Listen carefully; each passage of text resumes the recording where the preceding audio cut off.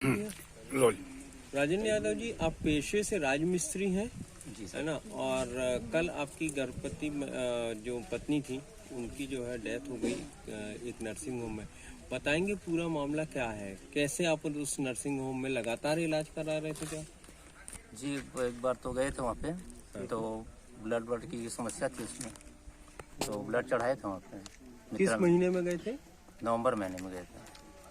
तो ब्लड चढ़ाने के बाद उनका ठीक हो गया था। उस समय आपसे नर्सिंग होम ने कितना पैसा क्लेम किया था? उस समय 30-35 हज़ार रुपये ऐसे ही ले लिए थे मेरे से। 3 बोतल खून चढ़ाए थे और कुछ दवाइयाँ लिखी थी उन्होंने 600-700 के, जिनको आपकी पत्नी खा रही थी या खा रही थी, हाँ। है ना? उसके बाद भी आपको पता था कि आपकी पत्नी जुड़वा बच्चे से है? जी हाँ, तो ये जुड़वा बच्चों का सोनोग्राफी से पता चला था? सोनोग्राफी से पता चला। कहाँ कराए थे सोनोग्राफी? अकलतरा में कराए थे। अकलतरा में कराए थे। तो आपको जब पता चला कि आपकी पत्नी गर्भवती है तो क्या लगातार आप मित्रा मैडम के यहाँ ही जांच करा रहे थे या ना? उसके बाद फिर वो ब्लड चढ़वाने के लिए गए थे वहाँ पे, फिर उन्होंने दवा ववा दिया था, वो खा रही थी। उसके बाद फिर अभी प्रेग्नेंट दर्द चालू हो गया इनका, तो फिर वहीं लेके गए। अभी आप मित्रा नर्सिंग होम दोबारा कब पहुँचे? 3 तारीख में। कितने बजे? सुबह 7 बजे पहुँचे। 7 बजे, है ना? क्या कहा मैडम ने?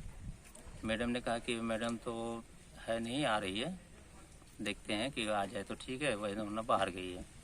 तो हम बोले कि इनका तो हो सकता है कि नॉर्मल डिलीवरी तो होगा नहीं, जुड़वा बच्चे हैं और वैसे भी ब्लड की कमी थी इसमें, तो बोला ऑपरेशन करना पड़ेगा। ठीक है, ऑपरेशन करो, उसमें कुछ थोड़ी बात, बच्चे सही सलामत होने चाहिए, उसकी माँ भी बचनी चाहिए। तो इन्होंने फिर ले गए उनको अंदर ही। फिर तो जब मित्रा मैडम नहीं थी तो ये केस किसने देखा? उसकी लड़की थी शायद, वो लड़की ही है वो। जो भी आप नहीं जानते कौन था? हाँ, और मैडम थी और वो भी थे उनके जो रहते हैं सिस्टर। फिर ये हमने उनको पैसे दिए 10,000 रुपये जमा किए, जब उन्होंने इलाज फिर शुरू किया। कितने देर बाद इलाज शुरू किए? आपको 7 बजे ले गए, उसके बाद से तो 10 बजे 3 घंटा इलाज नहीं किए पैसे के कारण? 10 बजे उन्होंने इलाज शुरू किया। और दूसरे अस्पताल कितने बजे रेफर किए? 4:30-5 के करीब ऐसे कुछ। बच्चा पैदा होने के बाद रेफर किए? हाँ, बच्चा पैदा होने के बाद। क्या सलाह दी आपको, क्यों अपनी पत्नी को कहीं और ले जाएं? क्या बोला उन्होंने भेजते समय? उन्होंने ये कहा कि इनकी तबीयत थोड़ी ठीक नहीं है, मतलब कि ये क्या बोलते हैं, अब इंग्लिश में मुझे आता नहीं है, लेकिन वो कह रहे हैं कि अब वहाँ ICU में ले जाना पड़ेगा। अच्छा, तब आप दूसरे अस्पताल ले गए और आपके बच्चे उन्होंने ही बुलाया। हाँ, आपके जो आपकी श्रीमती को बच्चे पैदा हुए थे वो स्वस्थ हैं? हाँ, वो स्वस्थ है। कहाँ भर्ती हैं अभी? अभी वो पुराना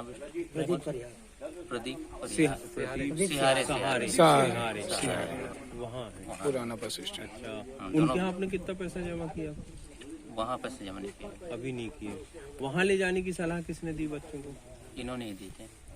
हाँ। मतलब डिलीवरी होने के बाद आपने बच्चों को सहारे के यहाँ भेजा, प्रदीप सहारे के यहाँ, और अपनी पत्नी को आप जो है वो दूसरे नर्सिंग होम लेके गए, ICU में भर्ती कर। ऑपरेशन से 4-5 घंटे बाद ऑपरेशन होने के बाद आधा घंटा बाद बच्चों को उन्होंने डॉक्टर बुलाया था, उन्हीं को सहारे को, तो वो फिर उनको उठा के सीधा अपने अस्पताल में ले गया। उसके बाद अभी आपके यहाँ से डॉक्टर सहारे के यहाँ से आपके पास कोई फोन आया नहीं आया?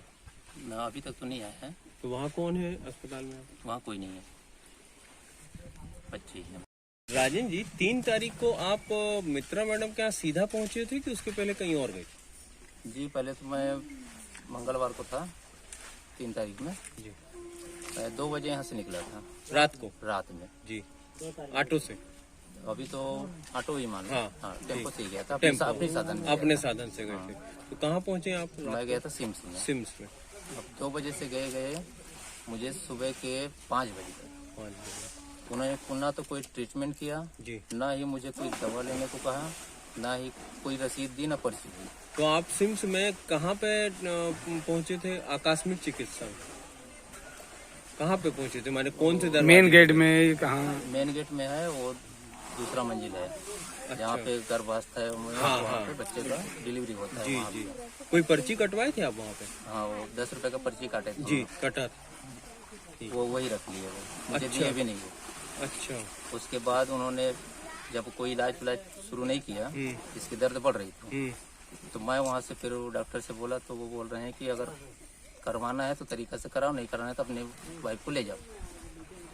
तो मैं अपनी वाइफ को वहाँ से ले आया, तो वो बोल रहे हैं कि यहाँ पे साइन कर दो।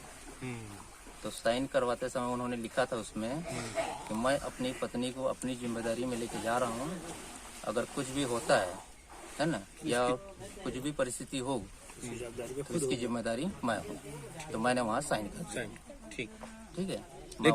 लेकिन आप 3 बजे से 5 बजे तक जब सिम्स में रहे तो उस दौरान ना तो किसी डॉक्टर ने देखा ना कोई और स्टाफ ने देखा, कोई उन्हें जाने ही नहीं दे रहे थे मुझे। अच्छा। हाँ, बाहर ही जैसे ही जाता था वहाँ से भगा देते, ठीक।